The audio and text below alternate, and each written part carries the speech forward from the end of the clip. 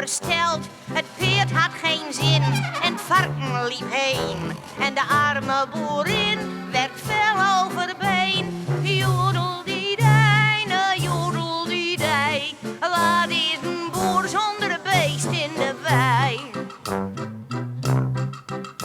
Toch maakten ze jool, de boer had een zoon. Die speelde viool en de meid saxofoon.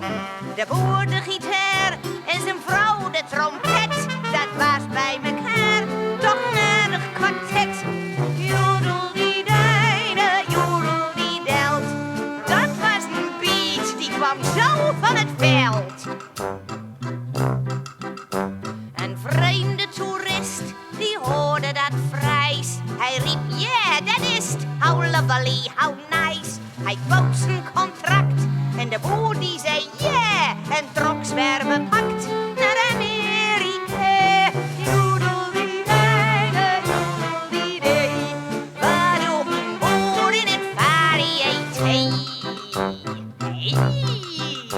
Ze spoken non-stop en nou komt de klauw.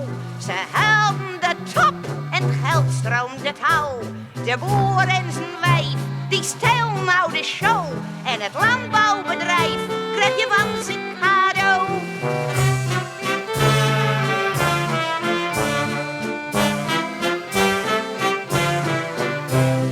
Joedeldidij, al gaat het nog zo slecht. Toch komt een boer op zijn pootjes terecht. Terecht!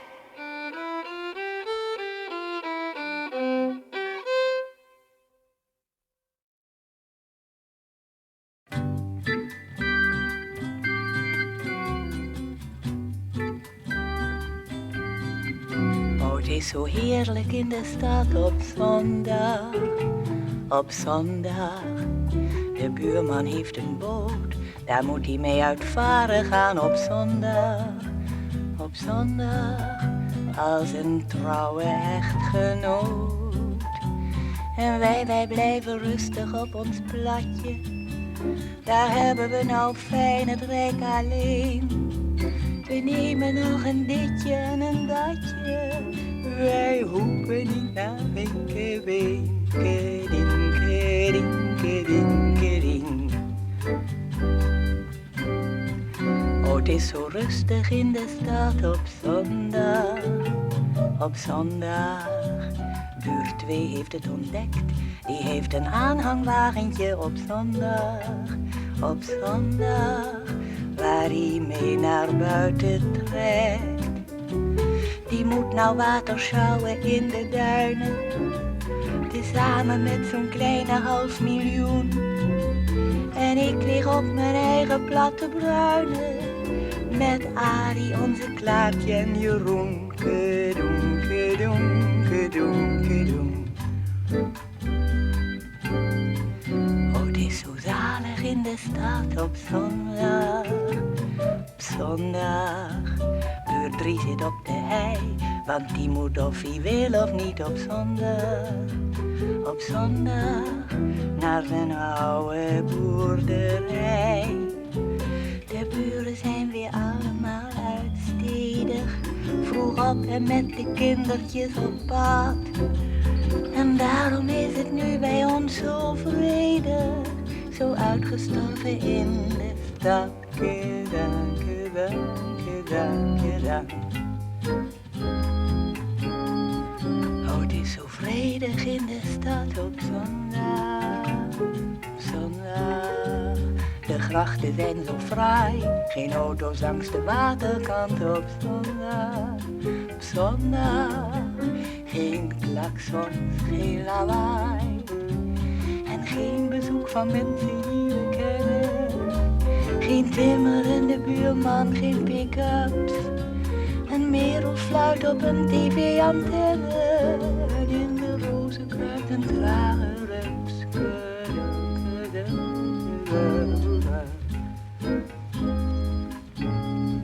Oh, het is zo doodstil in de stad op zondag. Op zondag.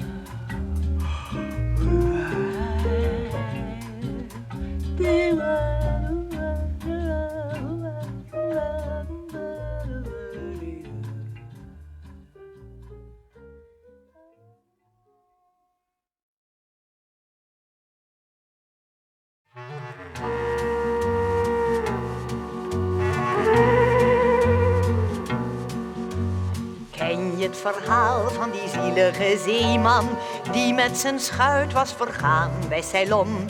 Hoog als een huis was de golf die hem meenam en onze zeeman die zwom wat hij kon.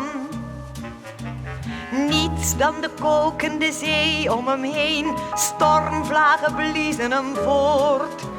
Tot in het duister het spookschip verscheen, ahoy, en men hees hem aan boord. Aan boord, aan boord. Hij werd gebracht naar de hut van de schipper, die gaf hem grijnzend een ijskoude hand, draaide zich om en liep dwars door de wand en verdween zonder één enkel woord. Er vaart een schip sinds meer dan 1000 jaren, met nooit een haven in het zicht. Wie eenmaal daarop heeft gevaren, die ziet geen land meer en geen licht. Alleen des nachts kan het verschijnen, dan vaart het dwars door alles heen, om weer bij daglicht te verdwijnen. En waar het dan blijft, dat weet geen een.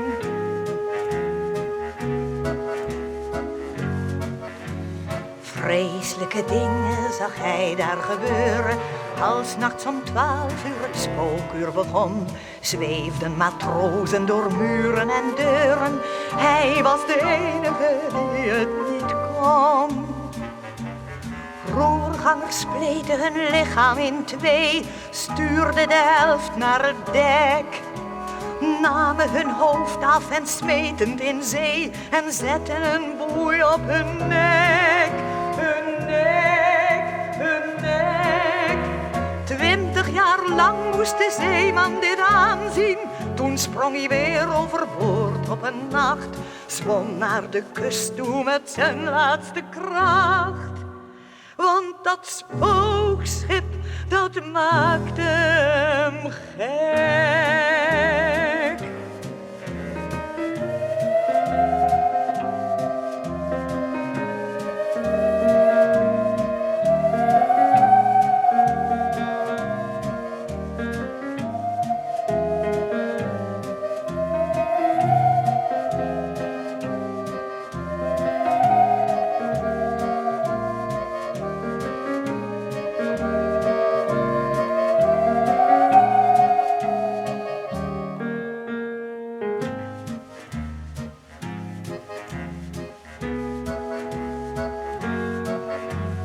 Weer zwom de zeeman door het kolkende water. Toen zag hij land en hij klom op de wal. Holde de stad in, doch werd even later slachtoffer van een verkeerd ongeval.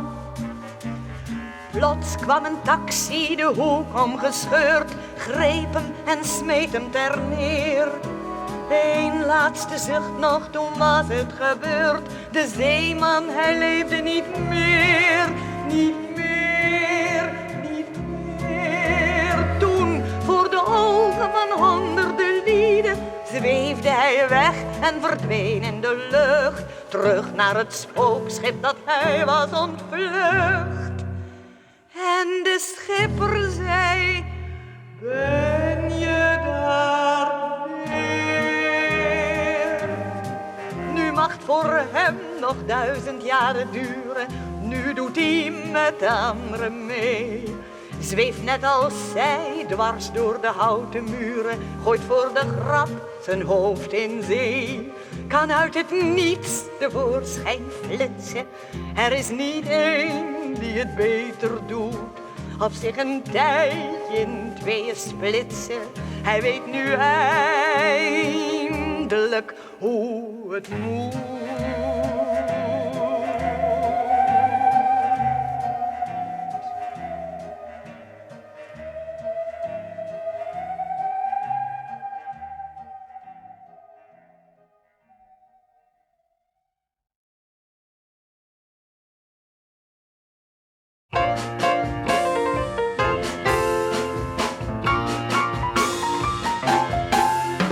Christine, lieve zus, ik stuur je schriftelijk een kus uit de kostschool. Oh, het is absoluut een geweldig instituut, onze kostschool. Alles loopt in de soep, het is een vreselijke troep, onze kostschool. Ja, de hel is hier compleet, oh wat schappen we een keet op de kostschool. Het is werkelijk iets unieks, kind je moet me horen vloeken in het Grieks. Onze Franse lerares, Madame Dupont, vloog laatst midden in de les tegen het plafond. Want er kroop opeens een dikke muis in haar japon. Gisteren om 1:03 klonk er een klap. Want toen viel de directrice van de trap. Twijfje sprong haast uit haar vel toen ze de grap begreep. De hele trap zat vol met zeep. Het mens van gymnastiek ligt al lang in een kliniek door die bende. En net nog vannacht is er weer een weggebracht van ellende. En zo gaan we maar door, het hele leraressenkoor is overspannen. Oh, we hebben toch zo'n lol en we zitten nog steeds vol nieuwe plannen. Hoe vind je dit idee? LSD in de aardappelpuree. Hey.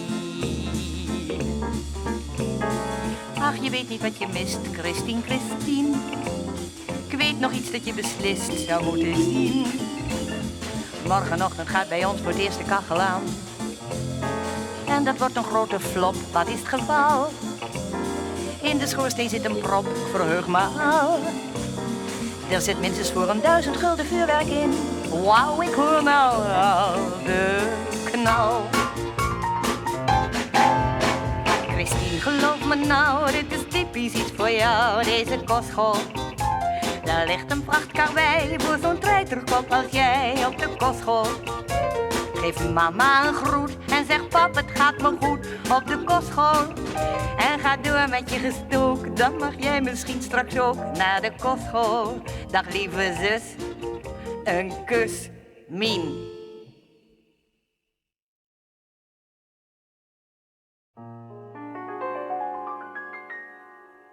We zijn weer op vakantie, het hele huisgezin. 3 dagen in de wagen en ik moet achterin. Met rood verbrande schouders zit ik op een Pyrenee. Ik heb niks tegen ouders, maar ik ga nooit meer met ze mee. Nee, nee, nee, nee, nee, nee. Ik ga nooit meer met ze mee. Niet naar de Pyreneeën en ook niet naar Goeree. Niet naar de Zwarte Zee en niet mee naar Enschede. Nee, nee, nee, nee, nee en nog eens nee. Volgend jaar ga ik alleen. Pa stopt bij alle kerken, bij ieder oud kasteel. En niemand schijnt te merken dat ik me dood verveel. En al maar winkels kijken en slenteren door de stad. Het mag heel aardig lijken, maar ik heb het wel gehad. Nee, nee, nee, nee, nee, nee. Ga nooit meer met ze mee. De wijn mag dan gekoeld zijn, het eten dat ik proef zal ook wel goed bedoeld zijn als ik het maar niet hoef.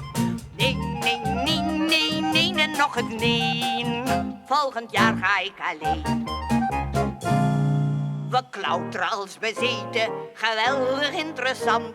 Bij elk ravijn weer kreten, ga weg daar van die rand. En weer een snoezig zitje, en weer een leuke kiek. En weer een autoritje, weer een winkel met antiek. Nee, nee, nee, nee, nee, nee. Ga nooit meer met ze mee. Dat eindeloze kiften, dat ben ik nou wel moe. Ga in mijn eentje liften, ik zie wel waar naartoe. Het wordt ook wel eens tijd, want zeg nou zelf. Volgend jaar ben ik al 11.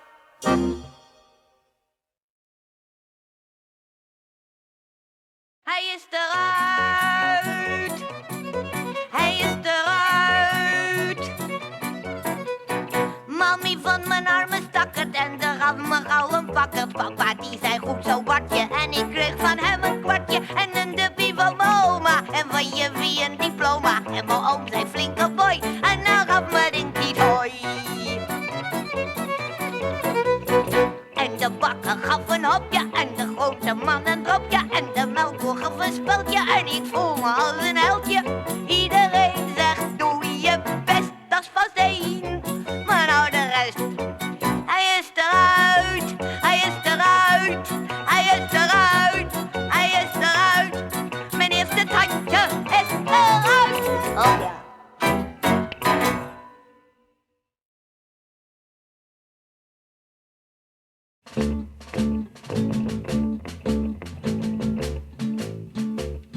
Een knoop die aan een bakkersjas zat, ergens in een straatje.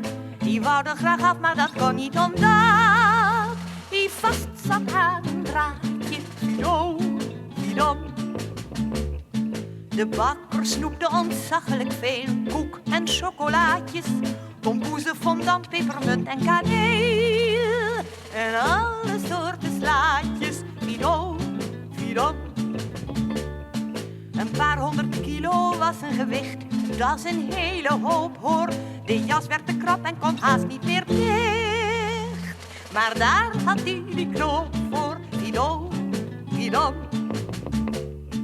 De spanning was net iets te veel voor die knoop. Weer een chocolaatje en nog een pot slagroom en weer een lik stro. En knap zij toen het draadje, fido, fido. En hopla, daar sprong de knoop van zijn jas, rolde in een kwartiertje de stad uit en zo naar de Loosdrechtse plaats. En prikte daar een biertje, fido, fido. Toen ik hem laatst tegenkwam op een terras, stralend aan alle kanten, en vroeg, ga je nog eens terug naar die jas? Toen zei die, ja, je tante, fido, fido, fido, fido, fido, fido.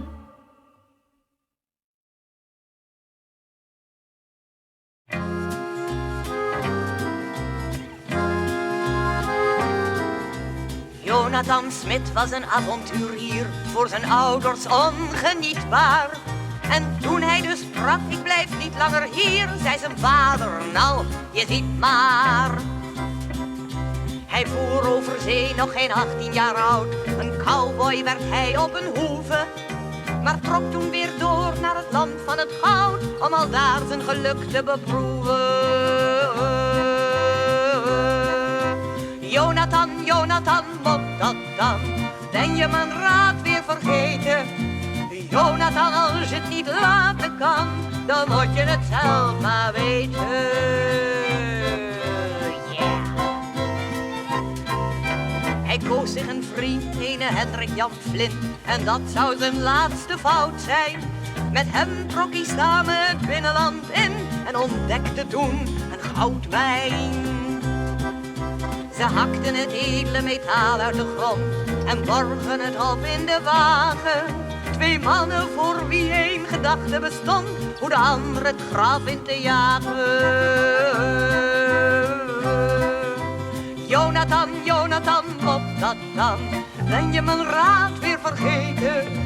Jonathan, als je het niet laten kan, dan moet je het zelf maar weten.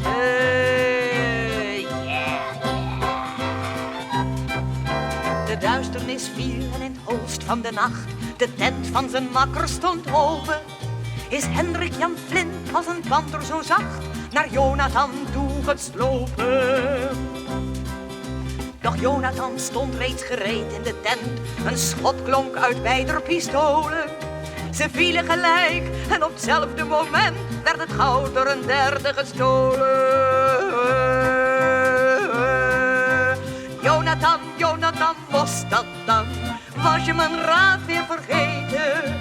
Ik zei toch, als je het niet laten kan, dan moet je het zelf maar weten. Ja!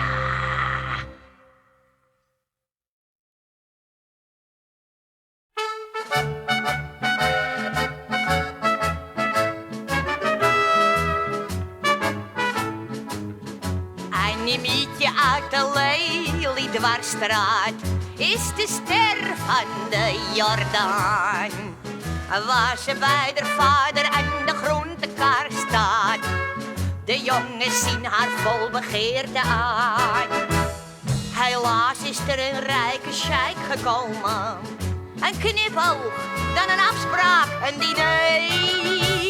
Toen heb hij een mietje meegenomen naar zijn harem aan de Middellandse Zee. Annemietje, waarom nou zo ver? Annemietje, geen miljonair. Ken je gevel, lieve kind, wat je hier in Mokum vindt? In de Jordaan ben jij de ster. Annemietje kreeg een hoop juwelen van wel 70 karaats. De hele harem kon de Sjaak geen klap meer schelen. Aan tafel zat ze op de ereplaats.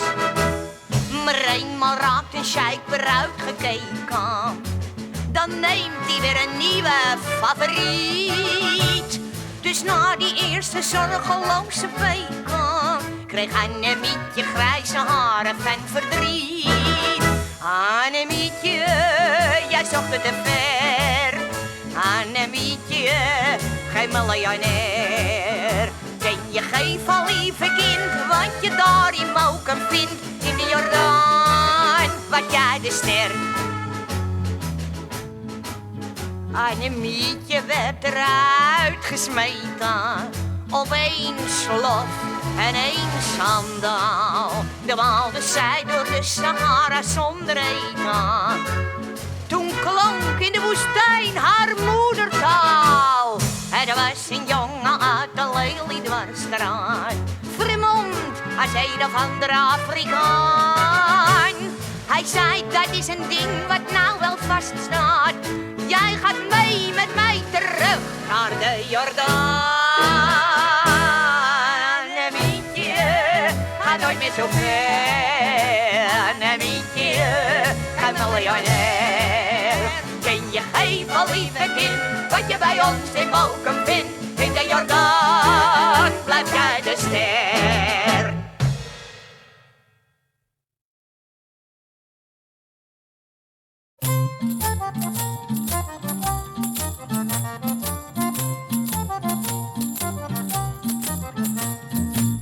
Er leefde een reus in een oud paviljoen, die te lui was om zich te bewegen. Hij had een klein vrouwtje dat alles moest doen. Dat moest boenen en dwijnen en vegen. En als ze wou vluchten in het bos, dan sloeg hij er duchtig op los. Dan sloeg hij er duchtig op los.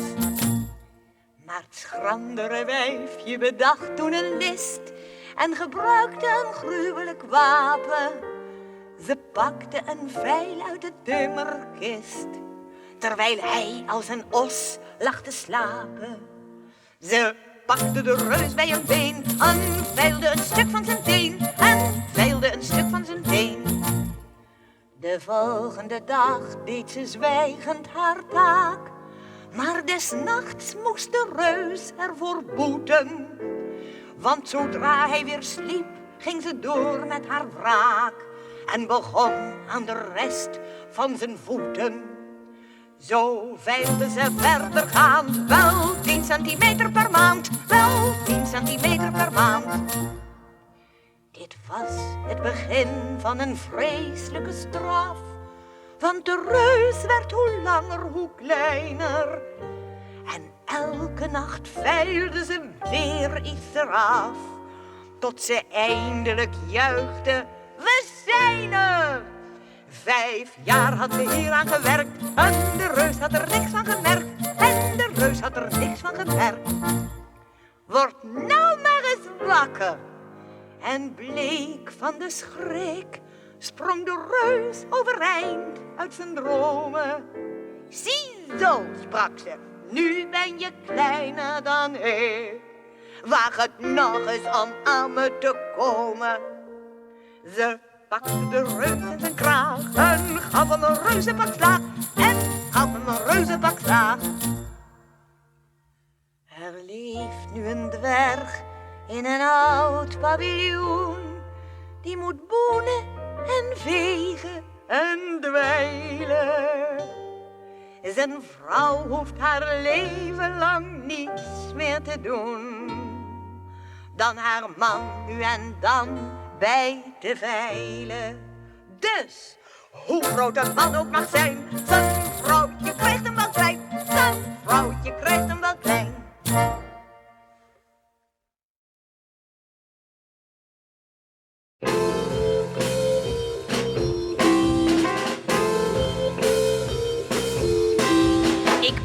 zei de kip, met de trein mee geweest. Heb gestopt in wel 1000 stations. En ik heb, zei de kip, veel geleerd. Op die trip gelogeerd in hotels en pensions. Ik heb alles gehad, bouillabaisse en patat en wijnsausen met champignons. Maar als je het mij vraagt, zei de kip, nou dan zeg ik verhip. Het is tak nog zo kwaad niet bij ons. Het is tak, tak, tak, tak. Het is tak, tak, tak, tak. Het is tak nog zo kwaad niet in Holland. Het is tak, tak, tak, tak. Het is tak, tak, tak, tak. Het is tak nog zo kwaad niet bij ons. In Parijs had ik lol, maar je wordt er haast dol van de toeters en accordeons. In Londen ben ik op de metro gewipt en bleef 2 weken lang ondergronds. Ik heb Pisa bezocht en een toren gekocht van goud, maar dat bleek later brons. Dus steeds meer, zei de kip, kom ik tot het begrip. Het is tak nog zo kwaad niet bij ons. Het is kwak, kwak, kwak, kwak. Het is kwak, kwak, kwak, kwak. Het is tak nog zo kwaad niet in Holland. Het is tak, tak, tak, tak. Het is tak, tak, tak, tak. Het is tak nog zo kwaad niet bij ons. Ik vond het fijn in Madrid, maar ik ben blij dat ik weer zit in dat rustige Holland van ons. Met zijn kool aan de zaan en zijn wuivende graat en zijn keurige bloemengazons. Voor niet één Italiaan wil ik weg bij mijn haan, want al is hier het weer nog zo ons. Neem van mij nou maar aan, als je ooit weg wil gaan. Het is kwaad, het is kwaad, het is kwaad, het is kwaad. Het is kwaad, nog zo kwaad niet bij ons. Het is kwaad, kwak, kwak, kwak. Het is kwaad, kwak, kwak, kwak. Het is kwaad, nog zo kwaad niet in Holland. Het is kwaad, kwak, kwak, kwak. Het is kwaad, kwak, kwak, kwak. Het is kwaad, nog zo kwaad niet bij ons. Kwak, kwak, kwak, kwak, kwak, kwak, kwak, kwak, kwak, kwak. Kwak, kwak, kwak, kwak. Alweer een ei. Kwak, kwak, kwak, kwak.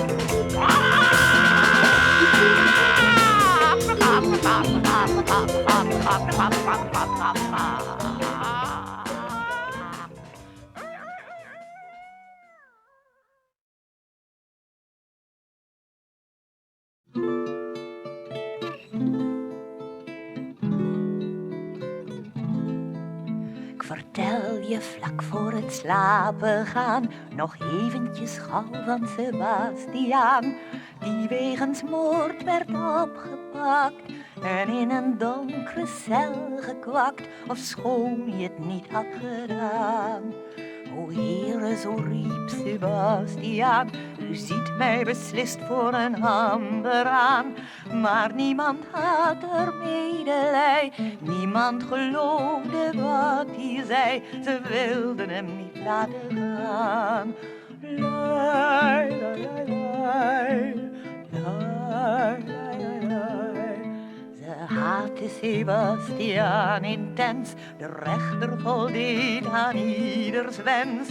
Hij gaf hem levenslang gevangen, dat was een dwaling van belang. Maar een rechter is ook maar een mens. Na 20 jaren isolement kwam plotseling aan het leden end. Want wat je nooit verwachten zou, de ware dader kreeg berouw en heeft op zijn sterfbed bekend. Lai, lai, lai, lai, lai, lai, lai, lai. Zo kwam dus de waarheid aan het licht. Sebastiaan was totaal ontwricht. Hij kon de vrijheid niet meer aan, niet meer op eigen benen staan. Hij eindigde in een gesticht.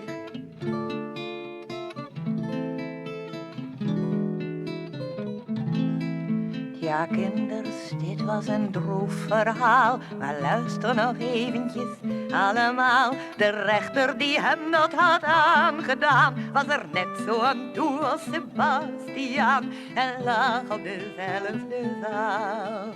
Lai, lai, lai, lai, lai, lai, lai, lai.